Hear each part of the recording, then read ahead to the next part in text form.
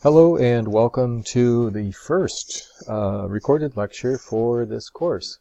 What we're going to talk about in probably 4 different lectures here is basically just the components of wine and kind of by extension the components of grapes as well. And so we break it down into the various very basic components and we'll work our way through them. And kind of the idea here is to put this all in perspective so that we can understand maybe what happens that makes wine different from juice, for example. And also an important part of it, I feel, is that it also gives us some information about why wine tastes like it does. I mean, because if you think about it, and let's think about the only reason why humans like wine, well, hopefully the only reason, is that it tastes good. And if it doesn't taste good, then somewhere someone screwed up and they have a product that's not desirable. So looking at it all from this perspective, we're going to find out what the basic components are and where we go with them in order to make a good wine.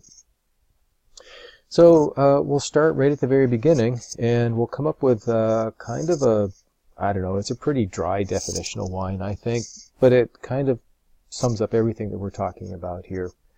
And we can say that wine is a complex solution of water and structural and aromatic compounds. It sounds kind of boring and kind of like, why on earth would we ever want to care about this? And what's really important, though, is to look at kind of how all of these different components relate to each other. And also kind of the complexity of it gives us the fact that wine is so interesting. So this is, it's not a pretty definition. It's pretty basic and pretty, I guess, institutional. However, it does serve the purpose. But let's get out of this stuff and get into something a little more enjoyable and a little more interesting. So let's look at this basic makeup. Kind of, again, pretty much the same thing, but it may be with a picture, and so hopefully this will give us a little bit of relationship between these components of wine and also what's so appealing to them, about them to us. And so if you look at this, you can see that the big circle, or I guess it's an oval, is water, or represents water. And contained in the water, we have the structural components and we have the aroma components. And if we look a little bit further at this, we can see that structure, like those components that we're going to refer to as structural, are the ones that give us visual impact. So, in other words, the difference between a red wine and a white wine, for example, is part of the structure, we call it, the taste sensations. And so with taste, we're going to be very specific, and we're going to talk about those 4, 5, or 6 different senses of taste. Don't really want to get into this too much, but in other words, is it sweet? Is it sour? Is it salty? And those are kind of the major ones for wine, and also the sensations of touch. In other words, what does it feel like in your mouth? And it can be as simple as, is it warm or cold? So with red wines, we tend to drink them warm. With white wines, we tend to drink them a little bit cooler. But maybe more importantly, is that wine feel full-bodied? In other words, does it feel nice and full and rich? Or is it thin and maybe crisp? So some different perceptions of sensation of touch that we can have with relation to wine. And then what's really interesting is we start seeing, and this will come, by the way, in the sensory course, we'll see the kind of the relationship between the visual aspect, the taste aspect, and the touch aspect. And, again, I refer to these as structural, and you might kind of have a hard time wrapping your head around, well, how can like a visual aspect be structural? But it does make sense. And when you get into it a little bit further, and especially when you look at what these components are, then you see how they are related to actually structure and a few other things. So structural, kind of like the essence of it, like what supports this wine, what gives it the texture that it has, what gives it the color that it has, in other words, how it looks.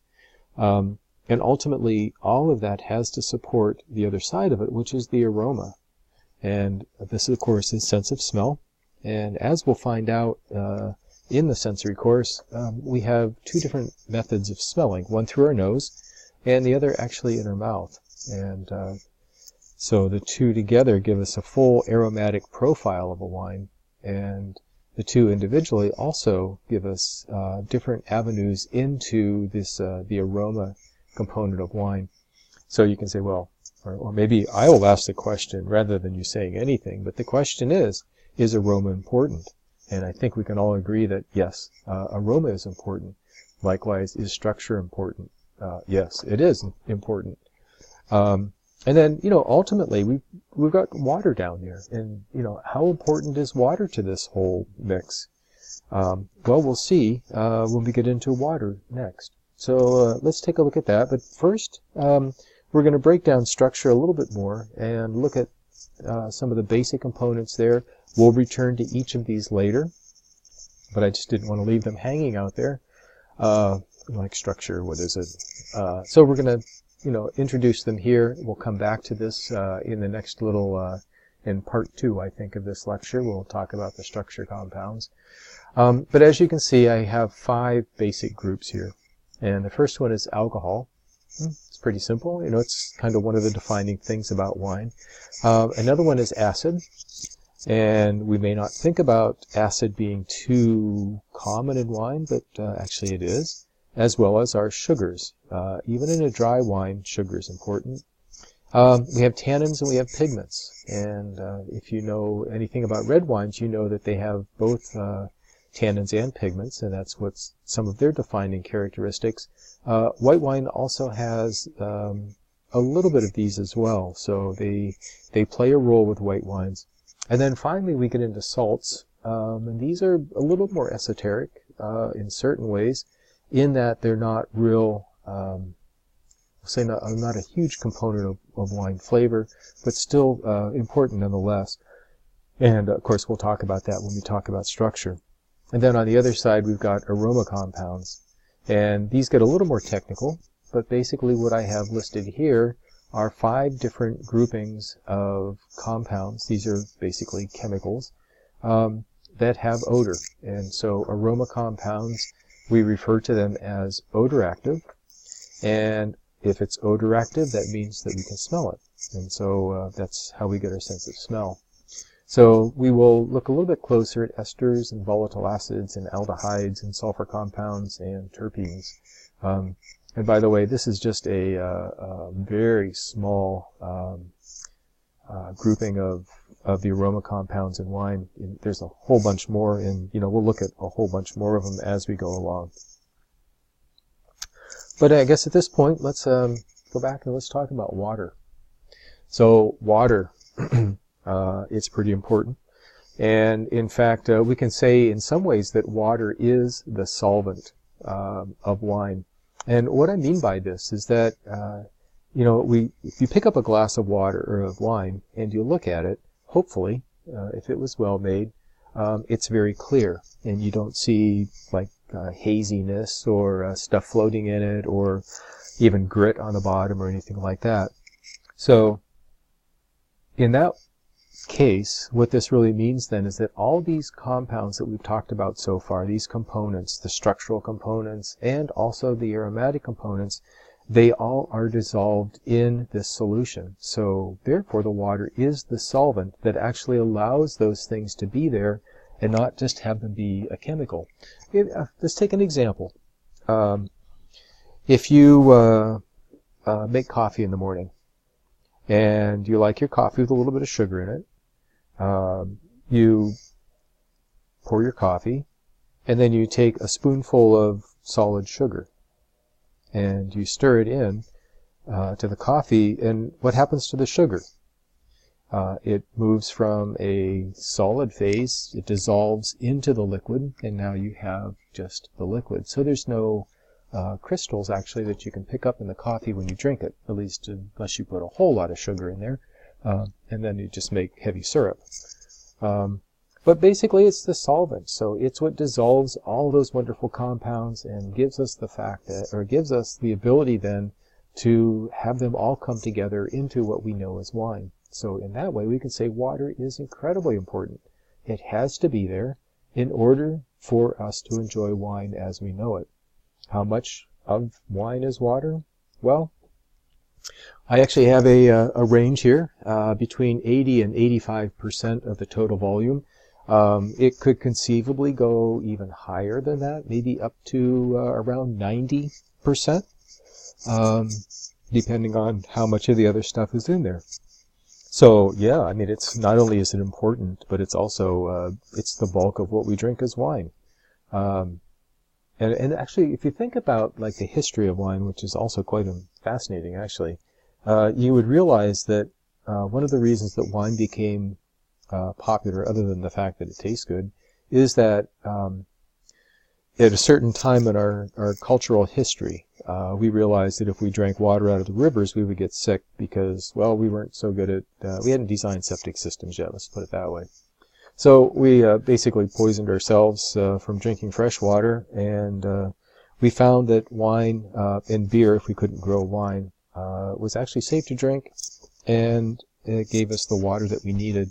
So in that way, we actually started drinking wine instead of water with meals, and you know, I guess we can say the rest is history, and I think it's a good history to have come from. So, you know, the water's important in that way. It makes up a lot of the volume, and you know, it's again just a very kind of in the background but important part of it. And where does it come from? Well, for the most part, and this is in probably I would say well over 95% of the wines, the water comes from the fruit itself. So it comes from the grapes. However, there are other situations where the winemaker feels a need to add maybe a little bit of water into the process. And there can be good reasons for it, and there can be not so good reasons for it. And we'll look at, I've got three different possibilities here, we'll say, and we can look at, you know, like, well, why do it, and what's the benefit, and what's the downside of it too. So obviously, you know, water will dilute things, and so it will take flavor away. It'll make things watery tasting, not surprising. So hopefully the reason that the water is added is for a good reason. So the first one I have there is to reduce flavor intensity. And you might say, well, you know, flavor's not bad. Why would you want to reduce it? And in this case, we probably are looking at like a Labrusca variety. So Vitis Labrusca, or like Concord, Niagara, some of the really grapey eastern old standby grapes that really just kind of come out and smack you across the face with intensity of flavor. And in some times and in some ways, it's better actually to dilute that concentration a little bit. So add some water to it to knock down some of that flavor intensity, and it actually makes a nicer, more delicate wine. Now there's a trade-off there because you are diluting everything. So if you add water to take away flavor intensity, then you still have to add some sugar back, perhaps some acid as well, to kind of beef up everything else, so you don't totally lose the balance of the wine. But let's not get into that yet. Let's just worry about we'll say the intensity of aroma can be ameliorated, which is a term that's used for adding water, by adding water usually prior to fermentation, and then also kind of balancing that with some added sugar. A totally opposite situation occurs with the next consideration here, and this would be if you have to reduce the sugar concentration. Now, those of us who are making wine on the East Coast would look at this and go, oh, but I almost never have to worry about high sugar wines. Most of the time, I have the opposite problem, where the juice doesn't come in quite ripe enough, and what I end up with then is a sugar concentration that's too low, and so I have to add sugar. Well, on the West Coast in California, they have this thing that they call sun, and lots of heat, and the grapes seem to go crazy there, and they ripen with lots of sugar. And they also, the winemakers and vineyard people have discovered that they can get really nice flavor by letting these grapes hang a long time, so that they kind of start to shrivel up, concentrates the flavor, gives them a really rich, full body, and also a really high sugar concentration. So it's advantageous to knock that sugar level down a little bit with water. In other words, kind of restore the natural water that was lost in the shriveling process. But the problem is that legally they can't add too much water, if any. And so what they are allowed to do is rinse down equipment following processing. So they use copious amounts of water when they rinse it down. And it does the job. It probably makes a better wine, so who's to fault them for doing that? Coming back to the East Coast, though, with our third option here, reducing acid concentration, this is more of a situation, again, that we tend to have, and again, it has to do with more probably the eastern varieties than it does anything else. So they tend to come in maybe too high acid, and in some ways the only way to get it back into balance is to add some water to it and dilute it down. Just like reducing flavor intensity, we again have to add some sugar to rebalance everything. Don't want to get into that right now. That'll come at a later time. But basically, we'll say we can affect the balance of the wine by adding water. A lot of times on the East Coast, we don't really need to do this unless we're using the native varieties. So it's not something we do too often. Then what this means is that for the most part, our water is going to come from the grape itself.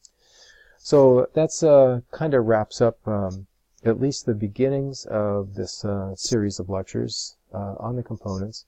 We'll jump right into structural components in the next one. But let's stop this one here, and then we'll pick right up again where we left off with the next lecture.